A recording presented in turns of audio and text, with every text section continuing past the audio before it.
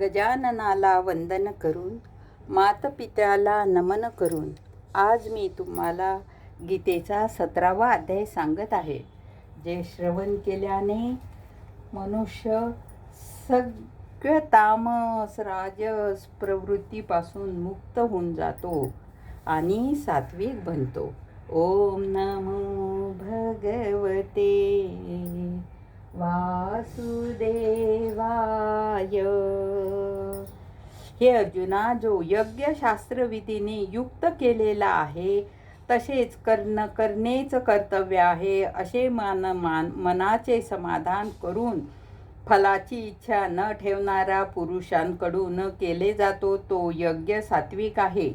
आणि हे अर्जुना, जो यज्ञ केवळ दंभाचे आचरण करण्यासाठी अथवा फलाचा उद्देश ठेवून केले जाते तो यज्ञाला तू राजस जाण. तसेच शास्त्राविधी नसलेला अन्नदान रहित, मंत्राशिवाय दक्षिणा रहित आणि श्रद्धा नसताना केलेल्या यज्ञाला तामस यज्ञ म्हणतात.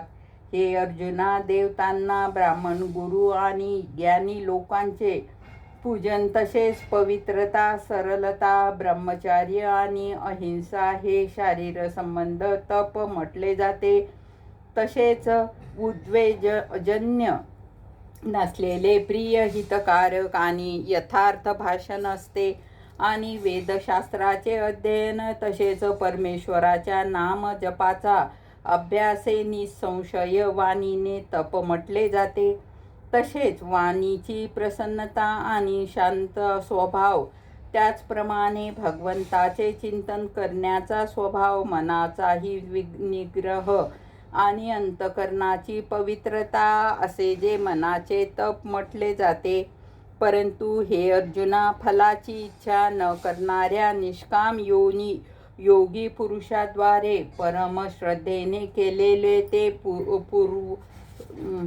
पूर्वोक्त 3 प्रकारचे तप, त्या तपाला सात्विक तप असे म्हणतात. आणि ते तप सत्कार, मान, पूजा होण्यासाठी किंवा केवळ पाखंडीपणानेच केले जाते. ते निश्चय आणि क्षणिक फल देणारे तप येथे राजस तप म्हटले जाते. ते तप मूर्खपणाच्या हट्टाने मन, वाणी व शरीर यांना पीडा देऊन किंवा दुसऱ्याचे अनिष्ट करण्यासाठी केले जाते. ते तप तामस म्हटले जाते. हे अर्जुना, दान देण्याचा कर्तव्य आहे या भावाने जे दान देश, काल आणि पात्र प्राप्त झाल्यावर प्रत्युपकार न करणाऱ्या दिलेले जाते ते दान सात्विक दान म्हटले आहे. आणि जे दान क्लेशपूर्वक तसेच प्रत्युपकाराच्या हेतूने म्हणजेच त्याच्या मोबदल्यात आपले सांसारिक कार्य साध्य करण्याच्या आशेने किंवा फलाने उद्देश ठेवून मग दिले जाते ते दान राजस म्हटले आहे. गोपाल कृष्ण भगवान की जय. राहिलेला अध्याय आपण उद्या घेऊ.